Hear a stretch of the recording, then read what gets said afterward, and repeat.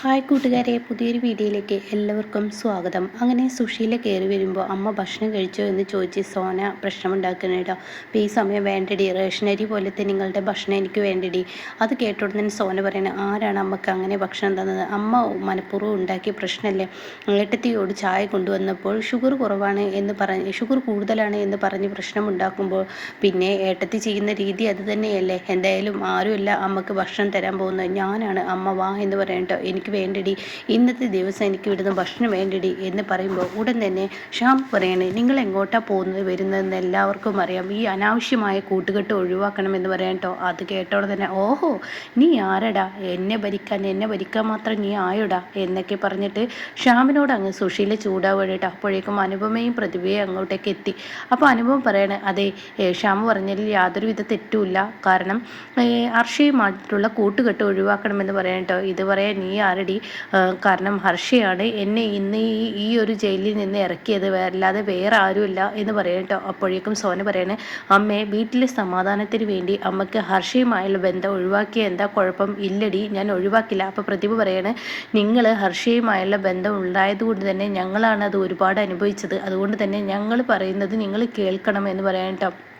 അപ്പോൾ ഉടൻ തന്നെ എൻ്റെ മക്കൾ പറഞ്ഞിട്ട് ഞാൻ കേൾക്കുന്നില്ല, പിന്നെയാണോ മരുമക്കൾ അത് കേൾക്കുന്നത്? സത്യം പറയാണ്, മക്കളെല്ലാം അനുഭവിക്കുന്നത്, മരുമക്കളാണ് ഏറ്റവും കൂടുതൽ ഈ വീട്ടിൽ അനുഭവിക്കുന്നത്.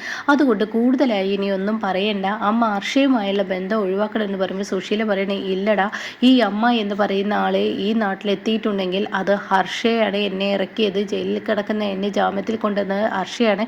അപ്പോൾ അവളാണ് എനിക്ക് ഏറ്റവും നല്ല കൂട്ട്, അവൾ ആണ് എനിക്ക് വേണ്ടതെന്ന് തോന്നിയാൽ ഞാൻ അത് തന്നെ ചെയ്യുമെന്നൊക്കെ പറഞ്ഞിട്ട് സുശീല അങ്ങ് പൊട്ടിത്തെറിച്ച് അവിടെ നിന്ന് പോവാണ് കേട്ടോ. പിന്നെ തൻ്റെ റൂമിൽ കയറി കഥ കടിച്ചതിന് ശേഷം സുശീല കാര്യമായിട്ട് എന്തോ ചിന്തിക്കുന്നത്, തൻ്റെ മക്കളെല്ലാം കൂടി തന്നെ ഇട്ട് വളഞ്ഞ് ആക്രമിക്കുകയാണല്ലോ, അതിങ്ങനെ ചിന്തിച്ചെടുക്കുന്നുണ്ട്. എന്നാൽ ഈ സമയം ഇപ്പുറത്തെ ചിരുവിനെയാണ് കാണിക്കുന്നത്. ചിരു രഘുവിനോട് ചോദിക്കുകയാണ്, എന്നാലും രഘുവേട്ട, ഞാൻ രഘുവേട്ടനോട് പറഞ്ഞതല്ലേ, അമ്പിളി ചേച്ചി ദയ ഫോണിൽ സംസാരിക്കുന്ന ബിസി ആയപ്പോൾ തന്നെ അമ്പിളി ചേച്ചിക്ക് സംശയമുള്ള ഒരാളാണ്, ആ മനസ്സിൽ തീ പുകയുന്നത് പോലെ പുകയാണ്. ഈ സമയം ഈ വീട്ടിൽ വെച്ച് തന്നെ അമ്പിളി ചേച്ചി എന്തിനാണ് അവരുടെയും കുഞ്ഞിൻ്റെയും കാര്യം ആലോചിച്ച്, അതല്ല എൻ്റെ ചിരു, ഞാനത് അന്വേഷിച്ചെന്ന് വെച്ചാൽ ഇപ്പോൾ എല്ലാ കാര്യങ്ങളും ചെയ്യുന്നത് ദാസങ്ങളാണല്ലോ, അപ്പോൾ പിന്നെ അവർക്ക് എന്തെങ്കിലും ഒരു കുറവോ ദാസങ്ങളിന് ബുദ്ധിമുട്ടുണ്ടോ എന്നറിയാൻ. എന്നാലും വേണ്ടായിരുന്നു, അമ്പിളി ചേച്ചിയുടെ മനസ്സ് മനസ്സിലാക്കാൻ രഘുവേട്ടൻ മനസ്സിലാക്കണമെന്നായിരുന്നു. ഈ വീട്ടിൽ വെച്ച് തന്നെ ഇങ്ങനെ ഒരു പ്രശ്നം ഉണ്ടാക്കേണ്ട ആവശ്യം രഘുവേട്ടൻ ഉണ്ടായിരുന്നില്ല എന്നിങ്ങനെ ചിരു പറയണം കേട്ടോ. ഇതേ സമയം പെട്ടെന്ന് കാണാം ഒരു ഓക്കാനത്തിൻ്റെ ശബ്ദം കേൾക്കുന്നു. അപ്പോൾ ദയായിരിക്കും, ദയ പെട്ടെന്ന് ബേസിലോട്ട് ഓടിച്ചെല്ലണേ, എന്നിട്ട് ഓക്കാനിക്കുന്ന ആ ഒരു സീനാണ് കാണുന്നത്. അപ്പോൾ ഉടൻ തന്നെ അമ്പിളി ഓടി വരികയാണ്. അപ്പോഴേക്കും ചീരു, എന്താടി നിനക്ക് പറ്റിയത്? അത് കാണുന്ന അമ്പിളിക്ക് അങ്ങ് ദേഷ്യം പിടിക്കണേ, എന്താടി നീ കാണിക്കുന്നത്? പ്രസവിച്ച് കിടക്കുന്ന നീ എന്താടി ഇവിടെ, മര്യാദക്ക് പോടി എന്ന് പറഞ്ഞിട്ട് ചീരുവിനെ വഴക്ക് പറയണേ. എന്താ ദയേ, നിനക്ക് ഈ ഒരു പ്രശ്നം മാറിയില്ലേ? നമുക്ക് ഡോക്ടറെ അടുത്തോട്ട് പോവാം. അതിനൊന്നും ആവശ്യമില്ല, അമ്പിളി ചേച്ചി എന്തോ അവിടെ വറവിടുന്ന ആ ഒരു മണം എൻ്റെ മൂക്കിലോട്ട് അടിച്ചു, അതിൻ്റെ പ്രശ്നമാണ്. അപ്പോൾ രഘു ചോദിക്കുകയാണ്, ദയ നിനക്ക് അന്ന് ഹോസ്പിറ്റലിൽ നിന്ന് ഉണ്ടായതിന് ശേഷം പിന്നെ ഉണ്ടായിട്ടുണ്ട്? ഇല്ല, ഉണ്ടായിട്ടില്ല. അത് കേട്ട ഉടൻ തന്നെ അമ്പിളിക്ക് അങ്ങ് ദേഷ്യം പിടിക്കണം. ഇതല്ലല്ലോ ശബരി ഞങ്ങളോട് പറഞ്ഞത്, നിനക്ക് ഉണ്ടായിട്ടുണ്ടെന്നാലോ ശബരി പറഞ്ഞത്, നീ പിന്നെന്താ ഡോക്ടറെ കാണിക്കാത്ത? വാ നമുക്ക് ഡോക്ടറെ അടുത്തോട്ട് പോവാം. വേണ്ട, ഞാൻ ശബരിയേട്ടനെ വിളിച്ചോളാം. അപ്പോഴേക്കും ദയ, അതിൻ്റെ ആവശ്യമില്ല, ഞാൻ കൊണ്ടുപോവാം നിന്നെ. വേണ്ട രഘുവേട്ട, ഞാൻ ശബരിയേട്ടനെ വിളിച്ചോളാം, മാത്രമല്ല എനിക്കൊരു വയറിനൊരു വേദനയുണ്ട് എന്ന് പറഞ്ഞിട്ട് ദയ അങ്ങ് പോവുകയാണ് കേട്ടോ. പിന്നീട് അമ്പിളിയെ എങ്ങനെ നോക്കുന്നുണ്ട് രഘു. പിന്നീട് അമ്പിളി എന്നും പറഞ്ഞിട്ട് അവിടെ നിന്ന് തിരിഞ്ഞു പോവുകയാണ്.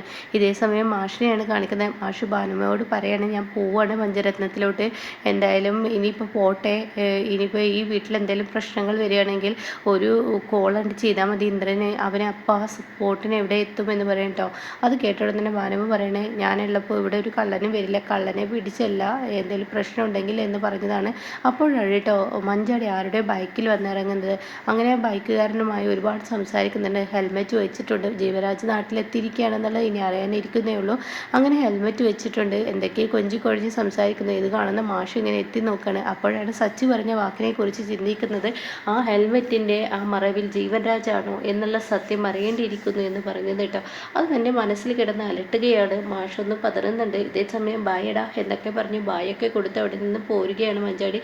ഇതേ സമയം മാഷ് ചോദിക്കുക, അതാരാ അച്ഛാ? അതെൻ്റെ ഒരു ഫ്രണ്ടാണ്, അവൻ ഈ വഴി പോകുന്നുണ്ടെന്ന് പറഞ്ഞപ്പോൾ എനിക്കൊരു ലിഫ്റ്റ് തന്നതാ, അല്ലാതെ പ്രത്യേകിച്ചൊന്നുമില്ല എന്നിങ്ങനെ പറയുന്നുണ്ട്.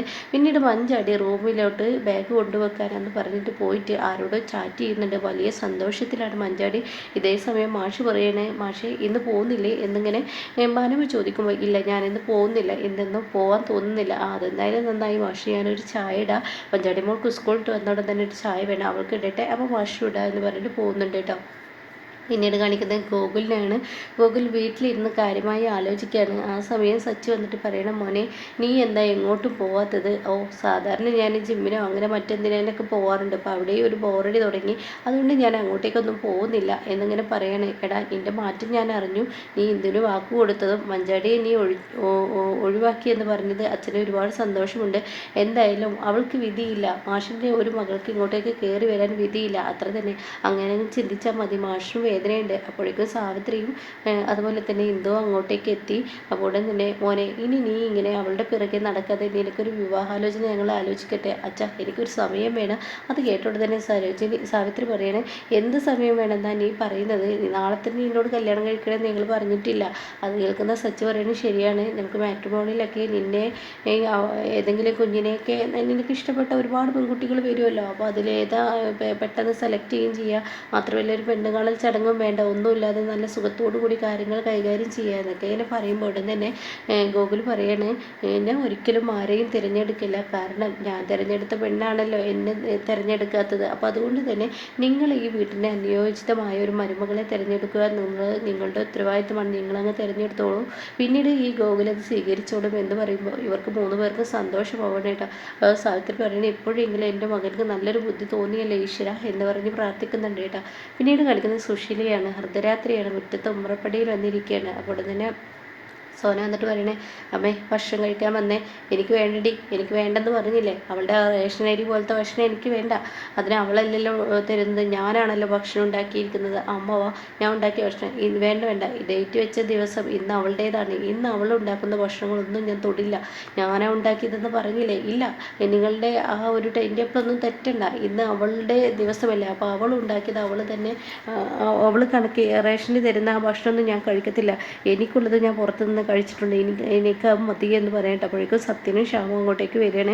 അപ്പോൾ ശ്യാമിനെ അങ്ങ് ദേഷ്യം പിടിക്കുകയാണ്. അപ്പോൾ ശ്യാമു പറയണേ, ഇതൊക്കെ പുറത്തു പോയിട്ടുള്ള കൂട്ടുകെട്ടിൻ്റെ പ്രശ്നമാണ്, ഹർഷയുമായുള്ള ബന്ധം നീ എന്തിനാണ് പറഞ്ഞു തന്നെ വീണ്ടും ഇങ്ങനെ പറഞ്ഞുകൊണ്ടിരിക്കുന്നത്? അത് കേൾക്കുന്ന സുശീലയോട് സോന പറയണേ, ശ്യാമേട്ടൻ പറഞ്ഞതല്ല, നേരത്തെ പറഞ്ഞതൊന്ന് ഓർമ്മിപ്പിച്ചതാണ്, അമ്മയ്ക്ക് എന്താ ആ ബന്ധം അങ്ങ് ഒഴിവാക്കിയാൽ? ഇല്ലടാ ഞാൻ ഒഴിവാക്കിയില്ലടാ, ഇതെൻ്റെ തീരുമാനമാണ് എന്നൊക്കെ പറയുമ്പോഴേക്കും അവിടോട്ട് ഇന്ദ്രൻ കയറി വരികയാണ്.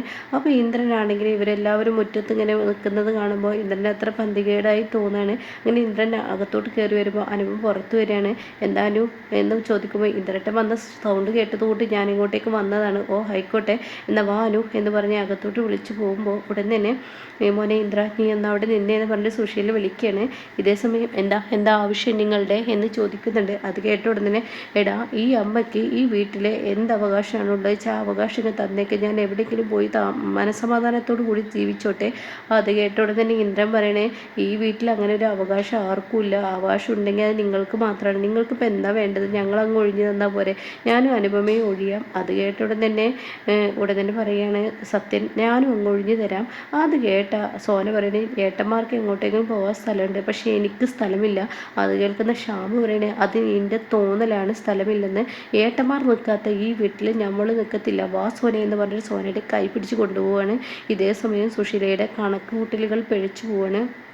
എന്നാൽ ഇന്ദ്രനാണെങ്കിലോ, അമ്മ ഒരു കാര്യം ചിന്തിച്ചാൽ മതി, ഇവിടെ ഒരു കൂട്ടുകുടുംബമാണ്, ആ കൂട്ടുകുടുംബമായി മുന്നോട്ട് പോകുമ്പോൾ പല പ്രശ്നങ്ങളും മുന്നിലോട്ട് വരും, അപ്പോൾ അതിന് ഇളവ് കൊടുത്ത് ഇവിടെ അഡ്ജസ്റ്റ് ചെയ്ത് ജീവിക്കാനുള്ള ആ ഒരു ഇതിലോട്ട് പോകണം. പഴയതുപോലെ എല്ലാം സഹിച്ചും ക്ഷമിച്ചും എല്ലാവരും നിൽക്കുന്ന ഒരു തോന്നൽ അമ്മയിലുണ്ടെങ്കിൽ അത് വേണ്ട, ഇനി ഇത് നടക്കത്തില്ല, അതുകൊണ്ട് തന്നെ നിങ്ങളത് ചെയ്തേക്കുക എന്ന് പറഞ്ഞ് പോകുമ്പോൾ തൻ്റെ കണക്ക് കൂട്ടലുകളെല്ലാം പിഴച്ച് തനിക്ക് എന്താ ഇനി ചെയ്യേണ്ടതെന്നറിയാതെ സുശീല നിൽക്കുന്ന ആ ഒരു എപ്പിസോഡാണ് കേട്ടോ അപ്പോൾ നമുക്ക് മുന്നിൽ വന്നിരിക്കുന്നത്.